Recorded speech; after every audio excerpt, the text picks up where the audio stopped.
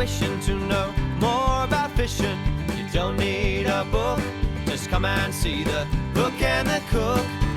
If you are looking to know more about cooking, you know where to look. Just come and see the Hook and the Cook. Scotty will hook 'em, and Paul he will cook 'em. They like to travel and learn new stuff. Come and see the Hook and the Cook. Today on The Hook and the Cook, we're on the hunt for something a little different and have begun the journey to Warrnambool on the Victorian western coastline. Surrounded by dairy farms and rugged beaches, Warrnambool is all about surf and turf. I'm so excited for this trip as I finally get the chance to travel along the Great Ocean Road and experience some of the incredible iconic locations I've read so much about. For me, the highlight is definitely Bell's Beach. I wish I'd brought my board.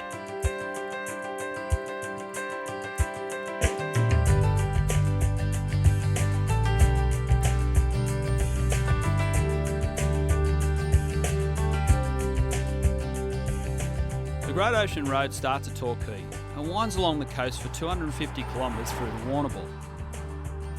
It is said to be one of the world's most spectacular coastal drives, passing rugged cliffs, wild beautiful beaches, through mountain rainforests and a diverse range of coastal townships.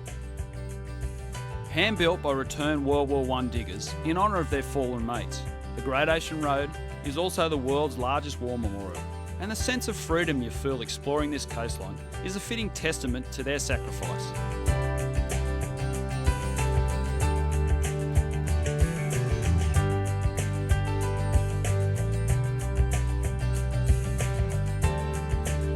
There's so much to see and do along the Great Ocean Road, but it's getting late, so we check into the Allansford Hotel for the night.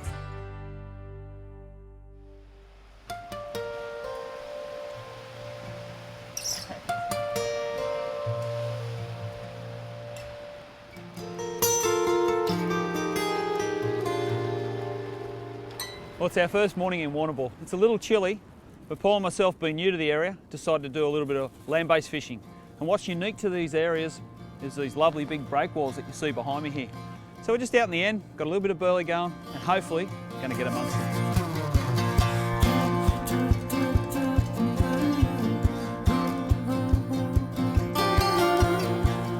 Here we go. Oh, little small trevally. No, it's a little salmon. Small salmon. Are you sure that's a salmon? That's a juvenile salmon. Juvenile salmon. Yeah, the burley's working. There you go. Where's Mum and Dad? It's the smallest salmon I've ever seen. There you go.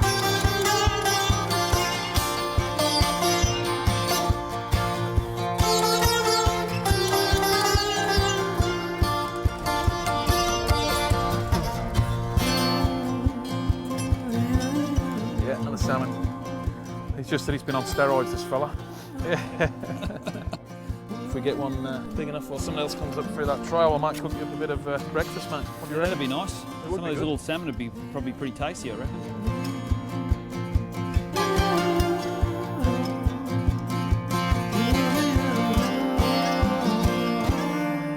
That's a little bit better, isn't it? I'll tell you right now, mate, I'm starving. Why don't we give it a try? Well, I need a bit of breakfast, so why not? What do you reckon? Sounds good, mate. Reminds me of when I was a kid. Yeah, fishing off the wharf. Still gives you that same little buzz, doesn't it? Yeah, it sure does. Eh? It sure does. There's another one.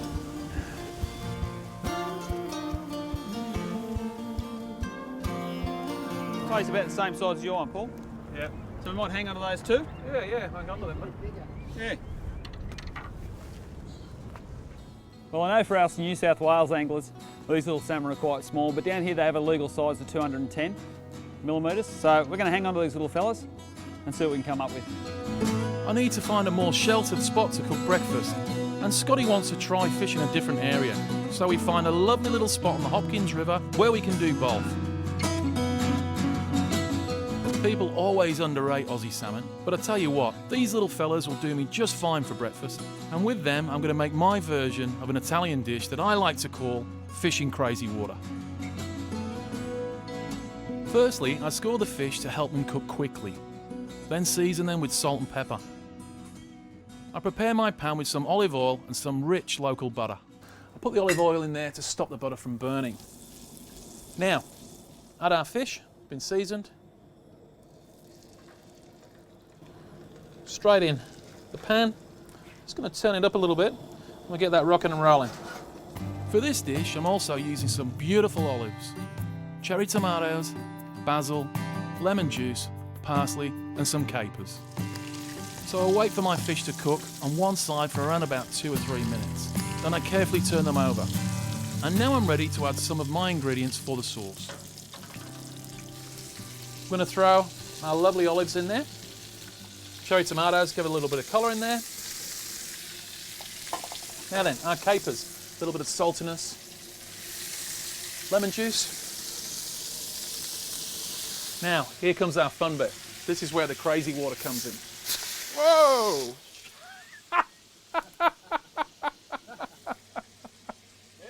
Now that's crazy water. Oh no. There we go. After adding my soda water, I need to do a bit of a clean up and also make the sauce to go with the fish. So the fish won't overcook, I take them out of the pan while I make the sauce. I turn the heat up, throw in some parsley, basil leaves and a knob of butter to help emulsify the sauce. Then I add some salt and pepper and leave it to reduce. Once the sauce is done, it's time to plate up.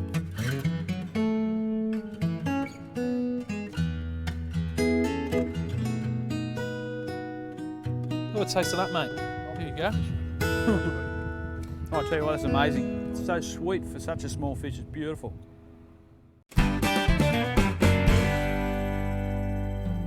We're heading out this morning with local commercial rock lobster fisherman Peter Sandy Sandow. Sandy has been catching the highly prized southern rock lobster out of these waters for most of his life, and we're excited to be spending the day with him.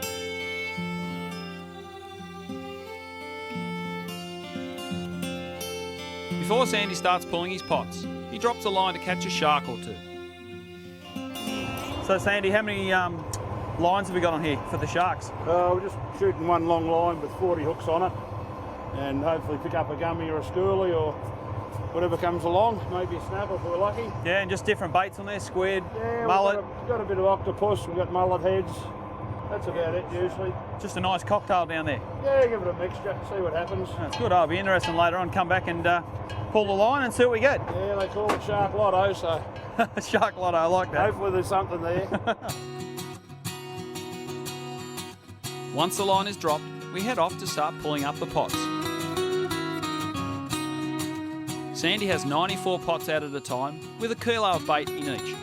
Each time they pull a pot in, they need to clear out the lobsters, throwing back any undersize and place the approved ones in a saltwater tank to keep them alive.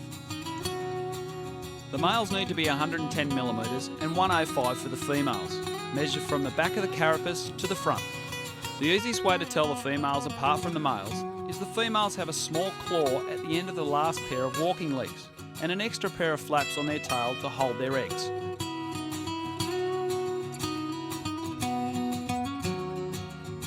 Once the pot is cleared, they rebait it and leave it set up to drop in later.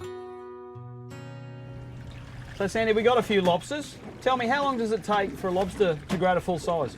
About 6.5 years to grow to full size. The scientists don't know a lot after that, depending on the food availability. Right. Of how much quicker they grow, but it's about 6.5 years from perilous stage up to the size lobster. Okay, yeah. and they obviously get bigger than this fella? Yeah, oh, they get up to, I think over in King Island and so forth, they get to make 8 to 10 kilo over there. We get the biggest crays we catch around here around 3.5, 3.7. And I noticed today we're letting the females go. We don't take the females after the end of the May or if they're in berry at all. They have the few months off. We just take the males from now. We won't take the females till the start of the season. Okay. Is there any particular way you should handle them? Well, They're quite spiky, aren't they? Preferably so they can't get hold of you. A lot of us, with your gloves, you grab them on the back of the thing. They can't get hold of you that way, or you grab them by the horns, depending on how hard the shell is. Yep. But if he gets hold of you, he'll... Yeah, I had that one latched onto my foot earlier. You listen in pain and how to grab things, Yeah, they get a good hold of you. They've got some serious spikes under their tails there too. Oh yes, if they... So you wouldn't want to have your hand in there if it no, they'll rolled its tail. slice you open quite easily. We help the boys put the lobster pots back out. And if we work quickly, we might have time for a fish.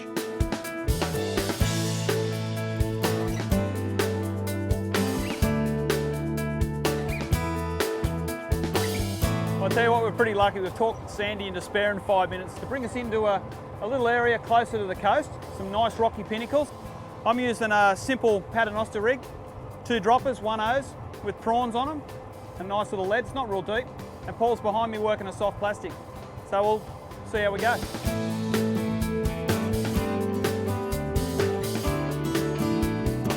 Fish on.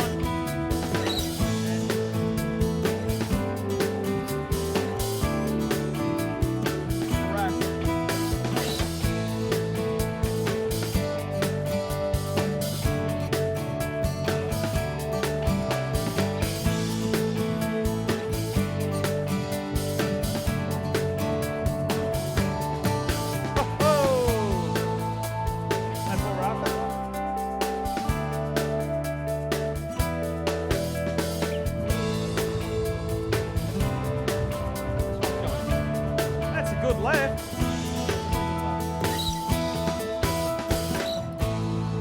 Yeah, fish on.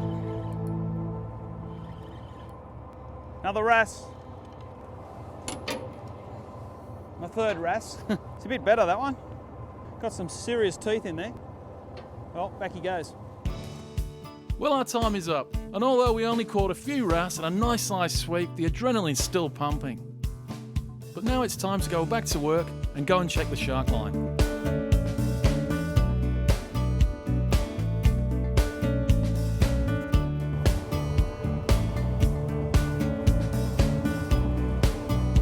Oh, there he goes. All right, early this morning we shot 40 hooks, all baited up. Pretty much every hook came back to the boat bare. We got ourselves one nice gummy shark, about 4 to 6 kilo.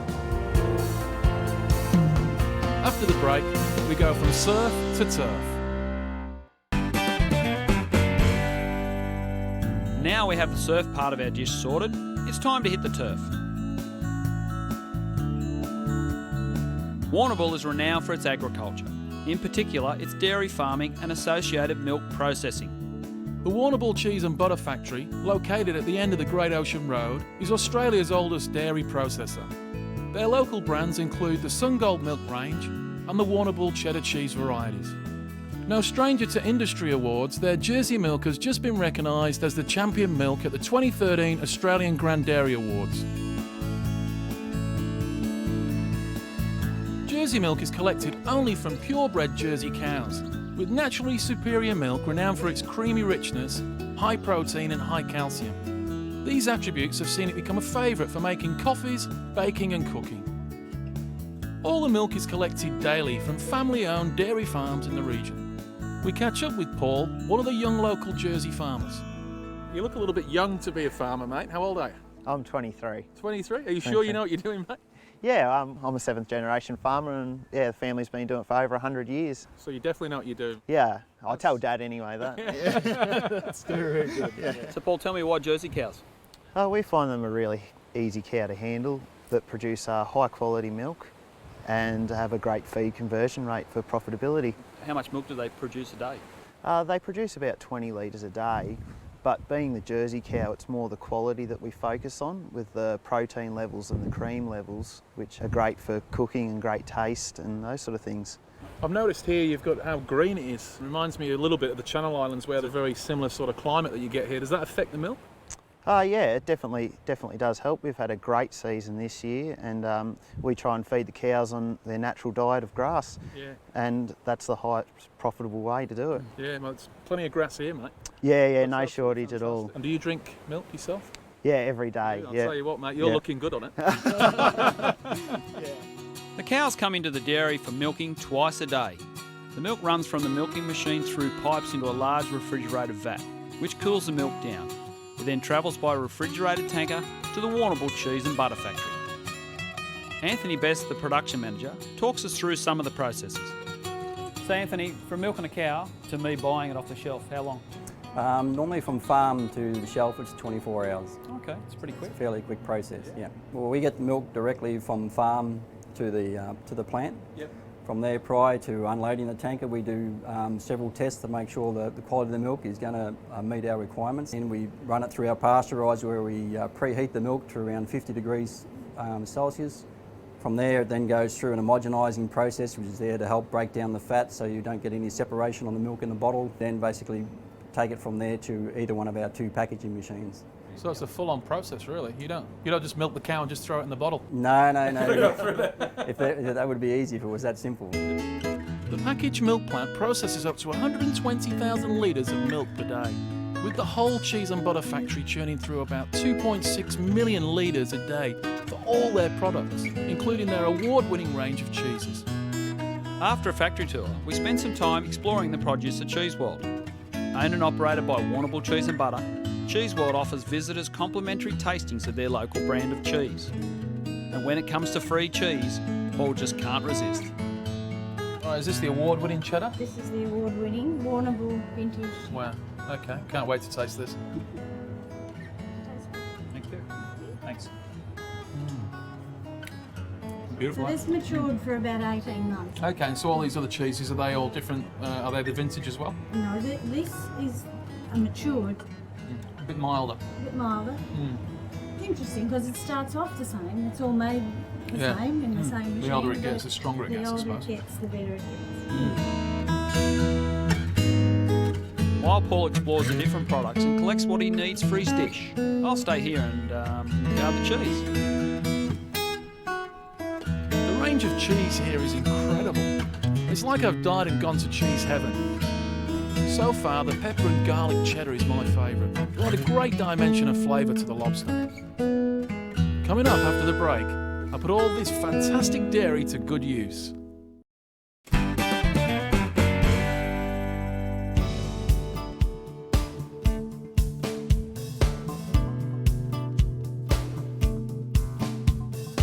We're at the Ellensford Hotel today and they've kindly let us use their kitchen. We've got some absolutely fantastic dairy produce. Also, we've got some lovely lobsters, and I'm going to show you a classic dish, Lobster Mornay.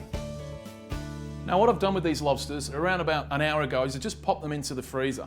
It renders them senseless, so when we put them into the boiling water, they're not going to feel anything.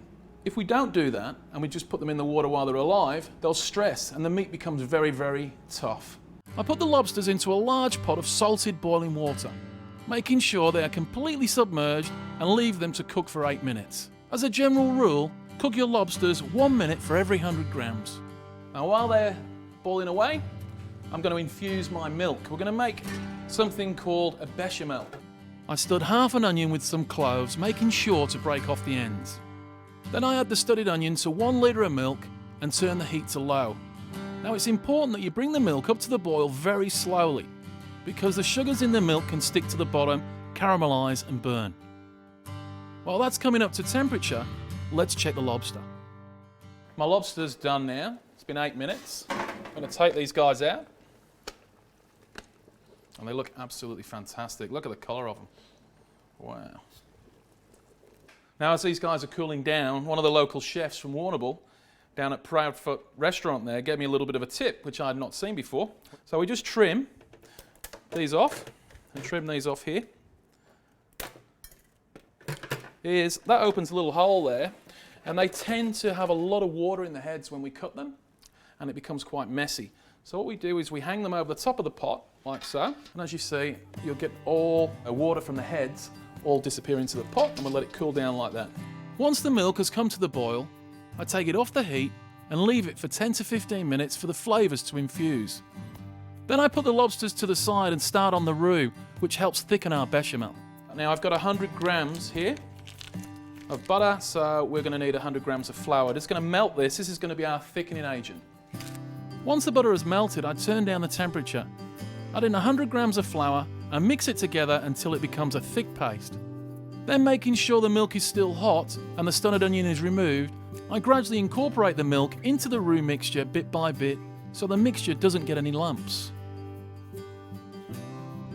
Now we're going to need to cook this sauce out for at least 20 minutes, and it has to be cooked on a very, very low temperature. Otherwise you end up with a very floury flavour.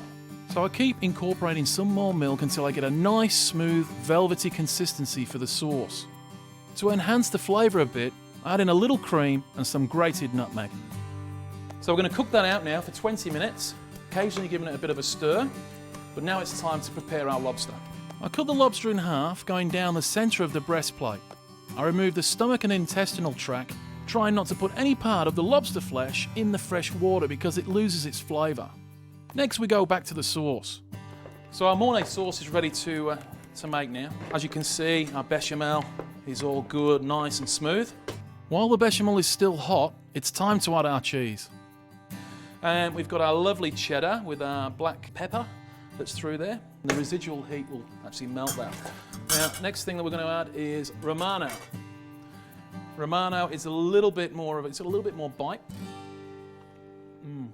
Beautiful. A little bit more bite than what we've got in the pecorino there. They're all from the Parmesan cheese family.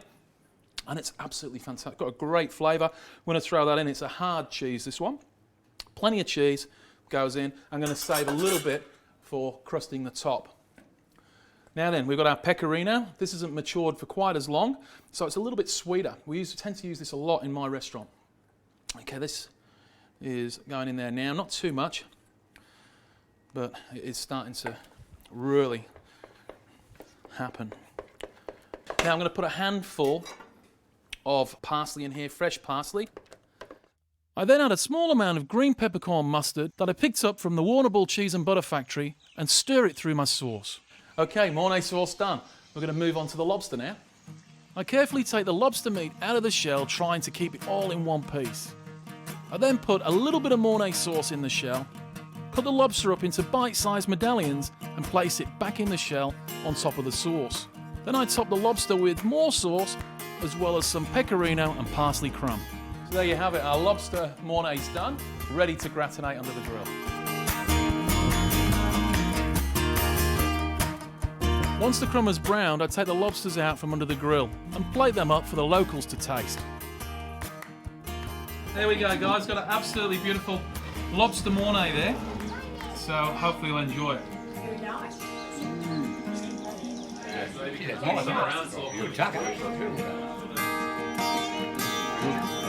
Thumbs up for that one, mate. Thank you very much. We've had a great few days exploring the Warrnambool region. The locals have looked after us really well, and I've been able to tick off driving on the Great Ocean Road from my bucket list. Hold on, just let me pull my panties up. Ready? Ready. Yeah, I'd go to the game. Right. I was a bit nervous there, let me tell you. Now he's got hold of me. I want to get you on camera, is that okay? Do you mind? I want to get you tasting it. Now you've got to say it's good even if it's shit, okay? Then you can tell me what you really think off camera.